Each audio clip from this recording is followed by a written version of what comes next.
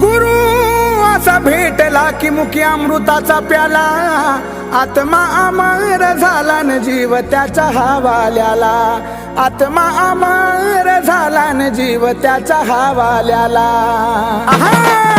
गुरु रत्नाची खान घावली ग बाई बाई मांडरची काळू दावली, गुरु रत्नाची खान घावली ग बाई मला मांडरची काळू दावली.